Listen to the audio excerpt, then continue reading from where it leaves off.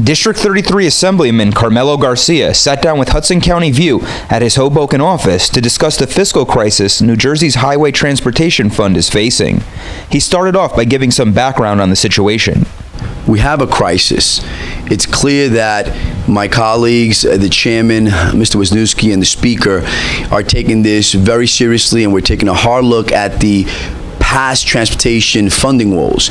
So we are in the process of evaluating sustainable funds that can help basically make the much needed repairs. We're talking about billions that we'll be needing for us to make the roadways to the rail lines much better so that our commuters and our motorists can actually better perform in what they're doing in the state. Because transportation, as we know, are the arteries in the lifeblood to our economy. Therefore, it's imperative that we find these solutions, which now are being brought to the forefront through the chairman's discourse and public hearings.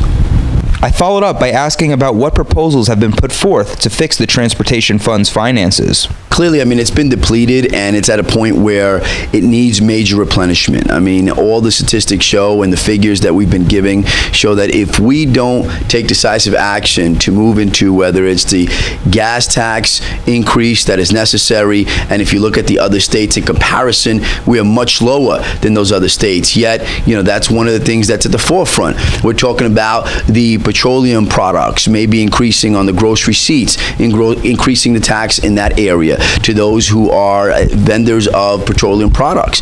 You know, there are other solutions. For instance, I have proposed a concurrent resolution to Congress urging our federal legislators, whereas they would allow states to toll federal highways. So we have a lot of employees that come in from Pennsylvania who are using our federal highways and, quite frankly, are not paying taxes or contributing to the traffic on the highways. So therefore, maybe placing a toll plaza at the border of 78 is a potential solution that can generate revenue, and 80, that's another route that's a federal highway. So those are just some of the circumstances at hand, but also we are thinking innovatively and creatively as a committee. The chairman has made it very clear that he wants to proceed in a direction of having that conversation with all the stakeholders. So all the organizations involved, whether it's the NJTPA, whether it's the CWA, whether it's, you know, New Jersey Transit, Port Authority, it's very evident that we need to do something.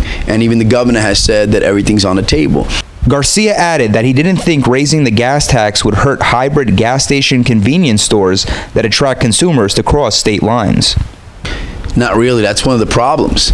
As a matter of fact, 40% of those who consume our gas, basically are from out of state. That's one of the issues. 40% of those who come into New Jersey to consume our gas are from out of state. And the county executive, Tom DeGise, to his credit, highlighted the fact that that is an issue. So therefore, we shouldn't be worried about affecting them. We have to fight and advocate for our residents, our taxpayers. So that's where it starts. And I think there are other solutions right now that have been brought to the forefront. For instance, you know, car rental fees.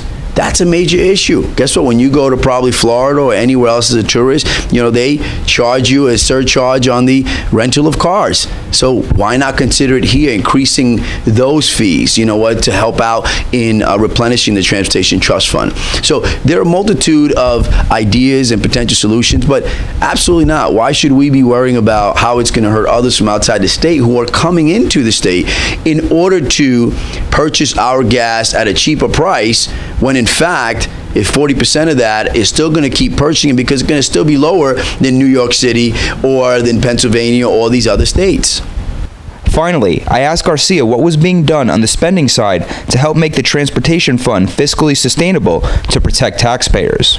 You know, there's a new commissioner in Jamie Foxx who had past experience with respect to being a problem solver. And what you're looking at right now is that our committee, led by the chairman, is definitely trying to see what was the past practices that no longer are acceptable moving forward.